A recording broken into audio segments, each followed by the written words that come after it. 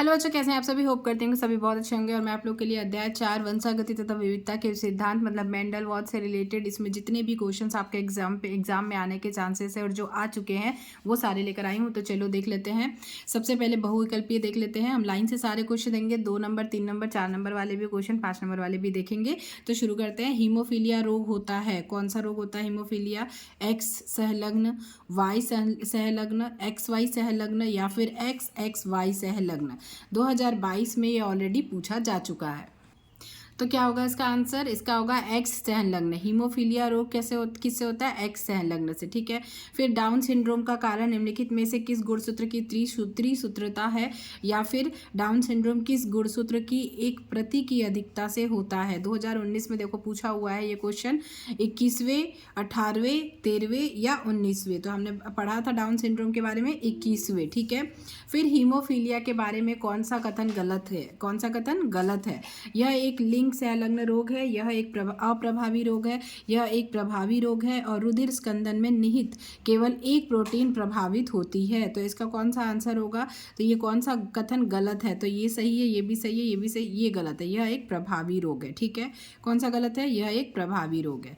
चौथा क्वेश्चन क्या है? मेंडल ने मटर के पौधे के कितने विपर्यासी लक्षणों का अध्ययन किया? ये भी मैं आप लोगों को पहले ही बता चुकी हूँ, 7। ठीक है। 7 इसका उत्तर होगा कि मेंडल ने मटर के पौधे के 7 विपर्यासी लक्षणों का अध्ययन किया। ठीक है, याद रखिएगा। फिर नेक्स्ट क्वेश्चन क्या है? पिता का रक्त समूह AB तथा माता का रक्त समूह O है, तो इनके बच्चों में कौन से रक्त समूह होने की संभावना है? तो कौन से है? तो अगर AB पिता का है और माता का O है तो A या B होने की संभावना ज़्यादा होती है। फर्स्ट वाला आंसर सही होगा। नेक्स्ट हमारा क्या है? 2 लंबे पौधों के बीच क्रॉस से ऐसी संतति बनी जिसमें कुछ बौने पौधे थे और दोनों जनकों का जीनोटाइप क्या होगा? तो इसमें क्या होगा जीनोटाइप दोनों जनकों का? तो 6 का हमारा आंसर है 2, TT व TT।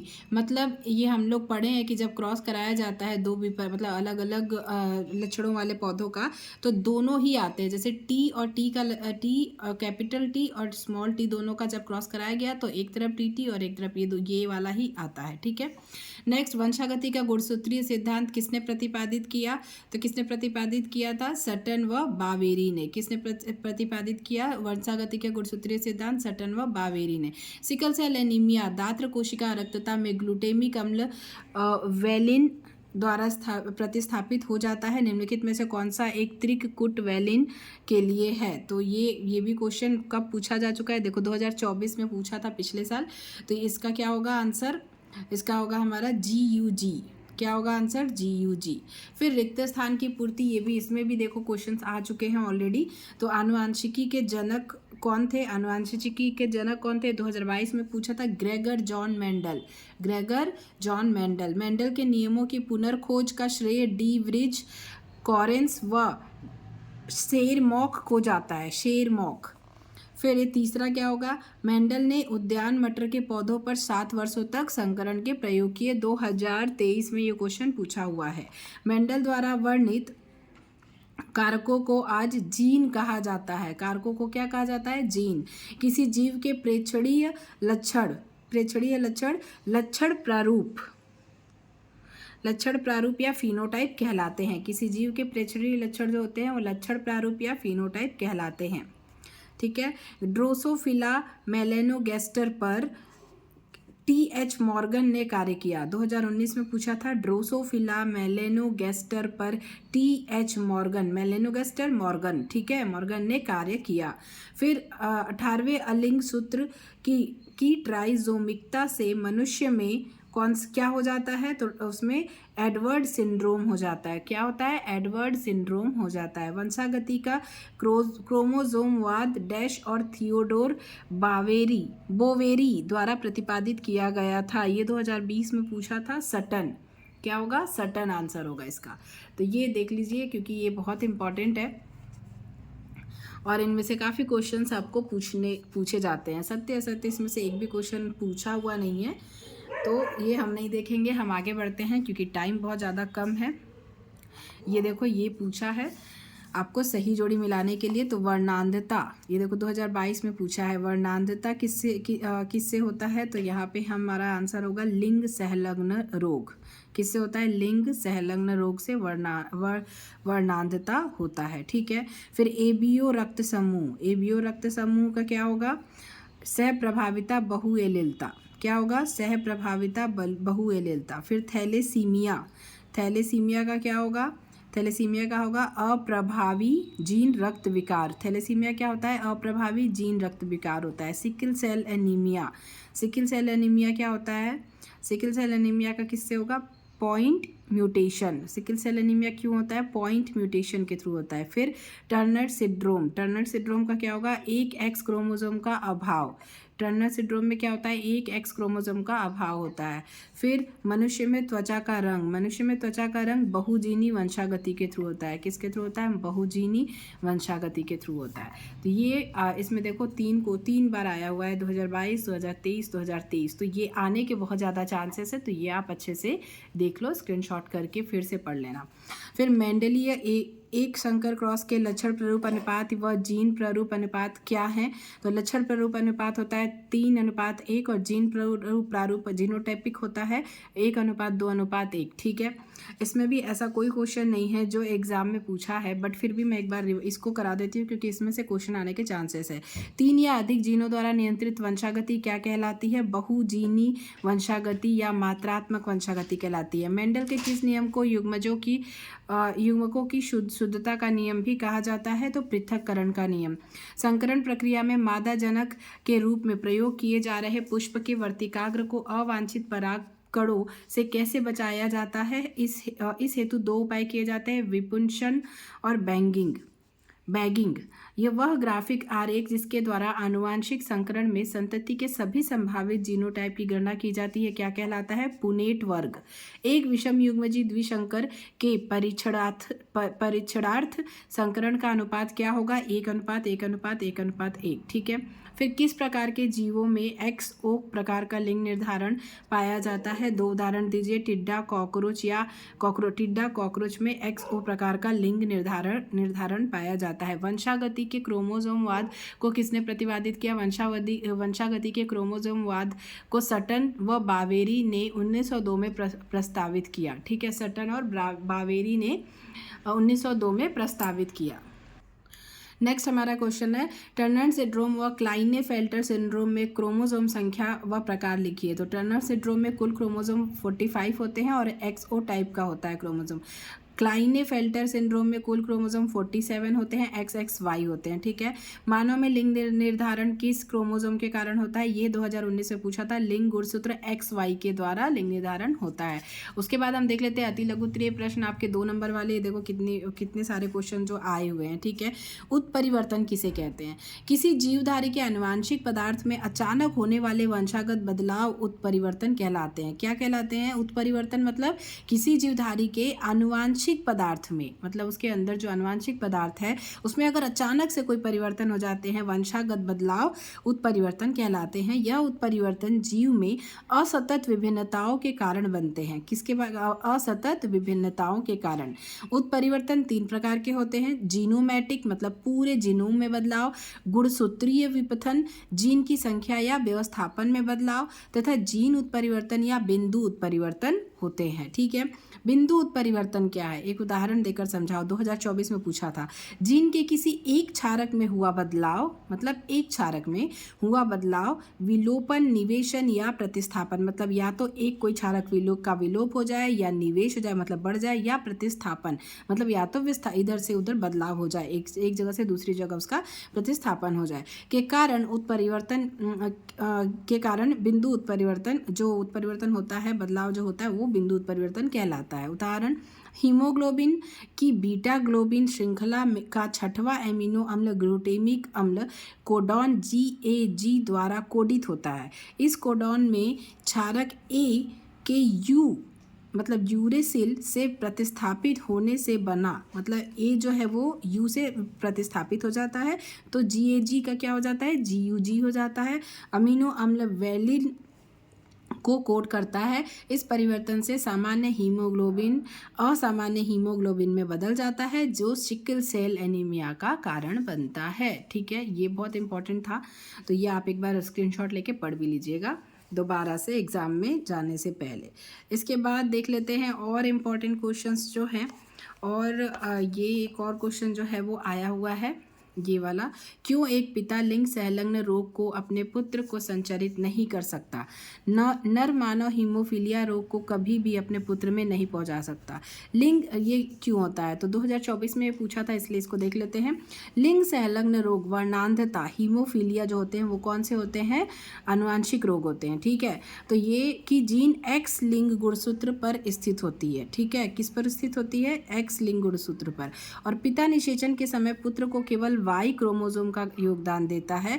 यदि पिता एक्स लिंग गुणसूत्र का योगदान करता है तो पुत्री का जन्म होता है। अतः पिता अपने पुत्र को लिंग संलग्न रोग का संचरण कभी नहीं करता। ठीक है, फिर नेक्स्ट ये क्वेश्चन है, तो ये हम नहीं देखेंगे, नेक्स्ट ये वाला देखेंगे। संलग्नता की परिभाषा लिखिए, 2022 में पूछा है। किसी एक क्रोमोसोम पर स्थित सभी जीन संलग्न जीन तथा उनका एक साथ वंशागत होना संलग्नता कहलाता है। मतलब किसी एक क्रोमोसोम पर स्थित जितने भी जीन होते हैं सभी जीन संलग्न जीन कहलाते हैं, जो एक साथ होते हैं, और उनका एक साथ वंशागत होना मतलब अगली पीढ़ी में जाना संलग्नता कहलाता है। ठीक है, अर्थात एक ही क्रोमोसोम पर उपस्थित होने के कारण सभी जीनों की एक साथ बने रहने की प्रवृत्ति ही संलग्नता कहलाती है। यह मेंडल के स्वतंत्र अपव्यूहन नियम का अपवाद है। फिर नेक्स्ट क्वेश्चन हमारा है, ये 3 नंबर का आपका क्वेश्चन है, या 4 नंबर, 3 या 4 नंबर में दे सकता है, कि एक संकर क्रॉस का प्रयोग करते हुए प्रभाविता के नियम की व्याख्या कीजिए। ये 2020 में आया था। 2024 में इसी को दूसरे तरीके से देखो, एक एकल संकर क्रॉस क्या है, रेखा चित्र द्वारा समझाइए, ऐसे पूछा था। तो इसको कैसे लिखेंगे? ऐसा क्रॉस जिसमें एक समय में एक जीन के 2 वैकल्पिक रूपों की वंशागति का अध्ययन किया जाता है। क्या? ऐसा क्रॉस, ऐसा जो क्रॉस कराया जाए जिसमें एक समय में एक ही बार में एक जीन के 2 वैकल्पिक रूपों, एक जीन एक ही है, जीन के 2 वैकल्पिक रूपों की वंशागति का अध्ययन किया जाता है, एक संकर क्रॉस कहलाता है, मोनोहाइब्रिड क्रॉस कहलाता है। एक संकर क्रॉस के 3 पद हैं। शुद्ध प्रजननी जनकों का चयन, पहले हम शुद्ध जो होते हैं प्रजनन करने वाले जो जनक हैं उनका चयन करते हैं। मटर के पौधे में लंबाई को लक्षण मानने पर इसके 2 वैकल्पिक रूप होंगे। अगर हम लंबाई को लक्षण मानते हैं तो लंबे और बौने पौधे। ठीक है, फिर शुद्ध प्रजनन लंबे पौधे व बौने पौधे के बीच संकरण करवाएंगे, F1 का निर्माण होगा। ये देखो लंबा TT मतलब कैपिटल टी, और ये बौना वाला स्मॉल टी। ठीक है, इन दोनों का हमने संकरण कराया, तो यहाँ से एक टी आया, यहाँ से एक टी आया, तो ये क्या बन गया? F1 पीढ़ी हमारा हो गया। ठीक है, तो F1 पौधों के स्वपरागण से F2 पीढ़ी तैयार होती है। ठीक है, फिर इन्हीं में स्वपरागण मतलब इन्हीं का 2 बार मतलब इन्हीं के बीच संकरण होता है। ठीक है, तो जब इनके बीच संकरण होता है तो टी एक बनेगा, फिर इसी टी का इसके साथ इंटू जैसा होता है ना वैसा करेंगे, फिर ये वाला टी और ये वाले टी का होगा, फिर स्मॉल वाले दोनों टी का होगा, तो ये F2 पीढ़ी हमें मिलती है। तो इस टाइप का आपको डायग्राम बना के समझाना है कि मेंडल का प्रभाविता का नियम बताता है। प्रतीकों के रूप में इस क्रॉस को निम्न प्रकार से इस प्रकार से दर्शाया गया। ठीक है, तो मेंडल का प्रभाविता का नियम बताता है कि एक जोड़ा विपर्यासी विभेदकों में अंतर रखने वाले 2 शुद्ध प्रजननी पौधों के संकरण से बनी F1 पीढ़ी में केवल एक ही जनक के लक्षण प्रकट होते हैं। अर्थात F1 संकर के 2 एलील्स में से केवल एक ही की अभिव्यक्ति होती है। यह विभेदक वैकल्पिक रूप प्रभावी कहलाता है, जबकि एक एलील या वैकल्पिक रूप F1 पीढ़ी में छिपा रहता है। मतलब ये अगर सारे लंबे पौधे प्राप्त होते हैं तो इसका छिपा रहेगा, इसका मतलब उभर के आएगा। छिपा रहता है तो वो अप्रभावी कहलाता है। तो जो कैपिटल टी वो प्रभावी और ये अप्रभावी कहलाएगा। ठीक है, फिर मेंडल का प्रभाविता का नियम F2 पीढ़ी में अप्रभावी लक्षणों के पुनः प्रकट होने की व्याख्या करता है, फिर अगली पीढ़ी में वो पुनः प्रकट हो जाता है, अप्रभावी जो होते हैं। यह नियम कारकों मतलब फैक्टर्स की विच्छिन्न प्रकृति को भी स्पष्ट करता है। तो ये हमारा आंसर हो गया। ये 3 नंबर में कभी कभी दे देता है। फिर एक ये क्वेश्चन भी है, परीक्षार्थ संकरण की परिभाषा लिखिए व चित्र बनाइए। तो ये वाला क्वेश्चन आपको 2023 में पूछा था, तो इस बार भी आने के चांसेस है। टेस्ट क्रॉस परीक्षार्थ परीक्षण क्या है, इसका आलेखी प्रतिरूपण दर्शाइए। तो कोई प्रभावी फिनोटाइप वाला जीव समयुग्मजी है या विषम युग्मजी, यह जानने हेतु किया जाने वाला संकरण परीक्षार्थ संकरण मतलब टेस्ट क्रॉस कहलाता है। मतलब कि कोई प्रभावी फिनोटाइप वाला जीव जो है वो जीव समयुग्मजी है या विषम युग्मजी है, मतलब ये पता लगाने के लिए परीक्षार्थ मतलब वो टेस्ट लेना होता है, एक तरीके का टेस्ट क्रॉस करवाना। तो टेस्ट क्रॉस क्यों करवाया जाता है, यह जानने के लिए कि कोई भी प्रभावी जो फिनोटाइप जीव है वह समयुग्मजी है या विषम युग्मजी। ठीक है, इसलिए हम क्या करवाते हैं, परीक्षार्थ संकरण मतलब टेस्ट क्रॉस करवाते हैं। इस क्रॉस में अज्ञात जीनोटाइप वाले प्रभावी जीव, मतलब जिनका जीनोटाइप नहीं पता है, तो अज्ञात जीनोटाइप वाले जो प्रभावी और प्रभावी होते हैं जीव को अप्रभावी जनक से संकरित कराया जाता है। ठीक है, तो लंबे पौधे का जीनोटाइप ज्ञात करने हेतु एक हमने क्रॉस कराया टेस्ट क्रॉस, तो इसमें हमें लंबे पौधे का जीनोटाइप जानना है। तो क्या करेंगे हम कि लंबा पौधा मतलब टीटी, अप्रभावी पौधा ये टीटी। ठीक है, इन दोनों के बीच क्रॉस कराएंगे तो क्या मिलेगा हमें, तो जब ये वाला टी जो है ये वाला टी से होगा तो ये टी बनेगा, फिर स्मॉल वाला और स्मॉल वाला होगा तो ये दोनों 50-50% बने, तो 50% लंबे और 50% बौने, अतः विषम युग्मजी है। ठीक है, और अगर लंबा पौधा टी कैपिटल और स्मॉल वाले का कराते हैं तो ये इस तरीके से हमें शुद्ध लंबे पौधे प्राप्त होते हैं, 100% लंबे, तो ये समयुग्मजी होते हैं। द्विसंकर परिच्छाद परीक्षण क्या होता है, तो द्विसंकर परिच्छाद संकरण में जनकीय व पुनर्संयोजन रूप 1:1:1:1 के अनुपात में बनते हैं। ठीक है, तो इसका भी डायग्राम देख लेते हैं। तो इस तरीके का डायग्राम हम बनेगा। इसमें गोल पीले बीज हैं ये वाले, फिर हरे झुर्रीदार बीज हैं स्मॉल वाले। तो इनका जब संकरण कराया जाएगा तो एक पहले क्या बोलते हैं कैपिटल, फिर कैपिटल स्मॉल, फिर स्मॉल और कैपिटल, ऐसे करके बनेंगे और इसका RY युग्मक होगा। तो गोल और पीले 25%, गोल और हरे इतने %, छुरीदार पीले 25%, सब 25-25% हमें प्राप्त होंगे। ठीक है, तो ये इंपॉर्टेंट क्वेश्चन था जो ऑलरेडी 2023 में आया था, तो इस बार आने के बहुत ज़्यादा चांसेस हैं। तो ये अब हमारा क्वेश्चन है 2022 में पूछा था, प्रभाविता और अप्रभाविता में अंतर। तो देख लेते हैं हम, वह एलील जो विषम युग्मजी अवस्था में भी अभिव्यक्त हो जाता है प्रभावी एलील, तथा यह घटना प्रभाविता कहलाती है। कौन सा एलील, जो विषम युग्मजी, ठीक है, अवस्था में भी अभिव्यक्त हो जाता है, ठीक है, वह प्रभावी एलील होता है, उस घटना को प्रभाविता कहते हैं। और विषम युग्मजी अवस्था में अभिव्यक्त न होने वाला एलील अप्रभावी तथा उसका प्रकट न होना अप्रभाविता कहलाता है। फिर प्रभाविता का कारक एलील पूर्ण रूप से कार्यशील एंजाइम बनाता है और जीन में हुए किसी बदलाव के कारण अकार्यशील एंजाइम का निर्माण होता है। इसमें अकार्यशील एंजाइम होता है, ठीक है, इसलिए यह अप्रभावी होता है। फिर एक और ये समयुग्मजी और विषम युग्मजी में 2023 में पूछा है, तो वो भी हम देख लेते हैं। समयुग्मजी क्या होता है, समयुग्मजी किसी लक्षण के लिए शुद्ध होते हैं, ठीक है, यह किसी लक्षण के लिए शुद्ध नहीं होते हैं विषम युग्मजी।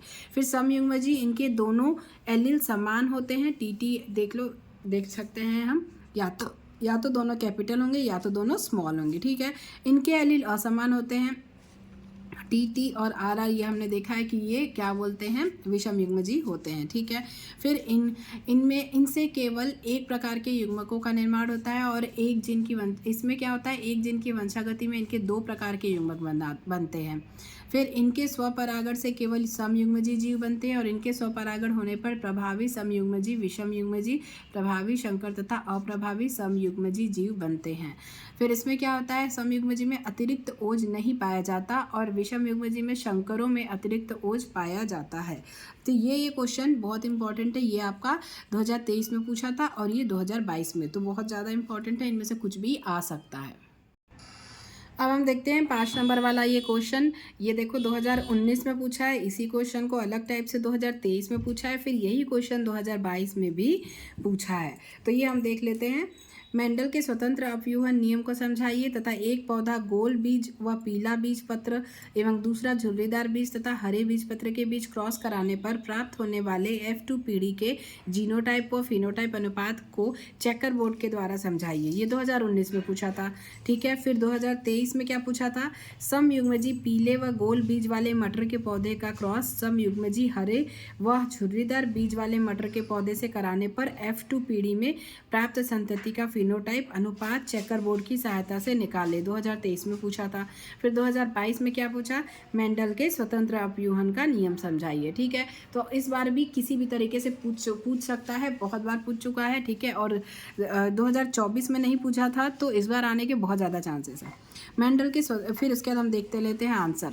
प्रभावी लक्षणों पीले बीज वाले Y तथा गोल बीज के लिए R, ठीक है, प्रतीक के रूप में ले लेते हैं। फिर तथा अप्रभावी लक्षणों के लिए हरे बीज के लिए स्मॉल y तथा झुर्रीदार बीजों के लिए स्मॉल r लेने पर जनकों का जीनोटाइप निम्न प्रकार होगा। गोल पीले बीज वाला जनक क्या होगा, कैपिटल RRYY। झुर्रीदार हरे बीज वाला जनक होगा स्मॉल RRYY। फिर F1 पीढ़ी में सभी बीज एक ही प्रकार का फिनोटाइप गोल और पीले, ठीक है, बीज प्रदर्शित करते हैं, गोल और पीले। ठीक है, फिर F2 पीढ़ी में क्या होगा, 9:3:3:1 का अनुपात प्राप्त होता है। 4 फिनोटाइप व 9 जीनोटाइप प्राप्त होते हैं। ठीक है, 9 गोल पीले, 3 गोल हरे, 3 झुर्रीदार पीले और 1 झुर्रीदार हरा। ठीक है, फिर जीनोटाइपिक अनुपात क्या होता है, 1:2:2:4:1:1:2:1 इस टाइप का हमें अनुपात प्राप्त होता है। आप स्क्रीनशॉट ले लें और फिर याद कर लें। ठीक है, वह क्रॉस जिसमें दो लक्षणों के विपर्यासी रूपों की वंशागति का अध्ययन किया जाता है द्विसंकर क्रॉस कहलाता है। किसमें, वह क्रॉस जिसमें दो लक्षणों के विपर्यासी रूपों की वंशागति का अध्ययन किया जाता है द्विसंकर क्रॉस कहलाता है। इस पर आधारित नियम स्वतंत्र अपव्यूहन का नियम कहलाता है। ठीक है, अर्थात यह दो जीनों की वंशागति पर आधारित है। इसके अनुसार दो जीनों की वंशागति में प्रत्येक जीन के दोनों एलील युग्मक निर्माण के समय दूसरी जीन के दोनों एलीलों से स्वतंत्र रूप से पृथक तथा युग्मकों के संलयन में पृथक रूप से पुनर्व्यवस्थित व अपव्यूहित होते हैं। इसमें संकरण को निम्न प्रकार प्रदर्शित किया जा सकता है। ये वाला डायग्राम आपको इसमें बनाना है, तो चलो मैं बताती हूँ कैसे आप बनाएंगे। ठीक है, ये गोल पीले बीज है, कैपिटल R और कैपिटल Y वाला, और ये झुर्रीदार हरे बीज है, स्मॉल स्मॉल है इसमें। ठीक है, फिर इन दोनों का संकरण कराया तो क्या प्राप्त हुआ हमें, गोल पीले बीज RRYY। ठीक है, फिर स्वपरागण इन्हीं से संकरण करवाएंगे तो क्या प्राप्त होगा हमें, मान लो एक साइड हमने RY लिख लिया, फिर ये RY है, फिर ये RY, ये इधर भी जो लिखेंगे वही इधर भी लिखेंगे क्योंकि इन्हीं से कराना है। ठीक है, तो RY फिर कैपिटल R और स्मॉल y, फिर स्मॉल r और कैपिटल Y, फिर दोनों ही स्मॉल। इसी तरीके से इधर भी लिख लिया हमने।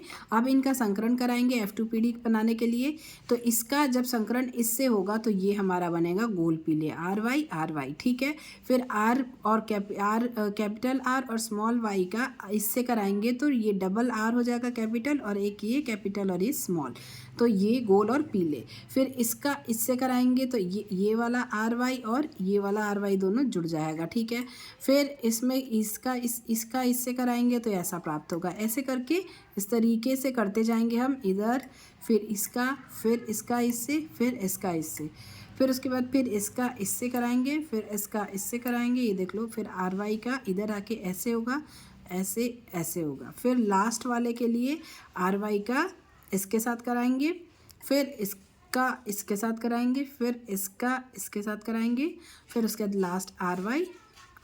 ठीक है, तो इस तरीके से हमारा F2 पीढ़ी प्राप्त होगा। अब जब किसी संकर में विशेषकों के दो जोड़े संयोजित हो तब युग्मक निर्माण के समय किसी लक्षण के दोनों एलील का पृथक्करण दूसरे लक्षण के एलील से स्वतंत्र होता है। ये डायग्राम आप बना देंगे तो आपको फुल मार्क्स मिल जाएंगे। ठीक है, फिर मनुष्य में हीमोफीलिया की वंशागति का वर्णन कीजिए और स्थिति पीड़ित पिता एवं सामान्य महिला द्वारा उत्पन्न संतानें, और 2020 में ये क्वेश्चन हमको पूछा था। तो क्या होगा, हीमोफीलिया या ब्लीडर्स रोग एक एक्स संलग्न अप्रभावी विकार है। पुरुषों में केवल एक प्रभावित जीन की उपस्थिति रोग को जन्म दे देती है, क्योंकि पुरुषों में वाई क्रोमोसोम एक्स के प्रभावित भाग का समजात नहीं होता। महिलाएं सामान्यतः रोग की वाहक होती हैं, क्योंकि सामान्य एक्स लिंग गुणसूत्र प्रभावी होता है। महिलाएं केवल समयुग्मकी अप्रभावी स्थिति में ही रोग के लक्षण प्रकट करती हैं, अर्थात जब दोनों प्रभावित या रोगी जीन उपस्थित हो। इस प्रकार की वंशागति में पिता कभी भी अपने पुत्रों को रोग का संचरण नहीं करता है, क्योंकि पिता पुत्र को सदैव वाई क्रोमोसोम का योगदान करता है। पुत्रों में यह रोग सदा उनकी माँ से आता है, और इस प्रकार की वंशागति को क्रिस क्रॉस वंशागति कहते हैं। ये पीड़ित पिता सामान्य माता, तो अगर पीड़ित पिता है XHY और सामान्य माता है तो वाहक पुत्री, ये पुत्री में जाएगा, क्योंकि पुत्री के लिए X देगा, और अगर पुत्र के लिए जब देगा तो ये Y देगा। तो इस वजह से पुत्र जो है वो सामान्य पैदा होगा, बट अगर पुत्री होती है, इन दोनों का XX मिलता है, तो उसमें यह रोग जाएगा, ठीक है, लेकिन पुत्र में नहीं जाएगा। तो सभी पुत्र सामान्य होंगे, जबकि सभी पुत्रियां वाहक होंगी। तो इस तरीके से आपको आंसर बनाना है। ये हमारा पूरा चैप्टर कंप्लीट हो गया। इसमें जितने भी इंपॉर्टेंट क्वेश्चन है वो मैंने आपको बता दिए। मेंडल का भी सारे नियम मैंने ऑलरेडी बता दिए हैं आपको। वीडियो नहीं देखे होंगे तो देख लीजिएगा। पसंद आया होगा वीडियो तो वीडियो को लाइक कीजिएगा, शेयर कीजिएगा। चैनल पर नए हैं तो चैनल को सब्सक्राइब जरूर कर लीजिएगा। Thank you, thanks for watching. All the best for exam.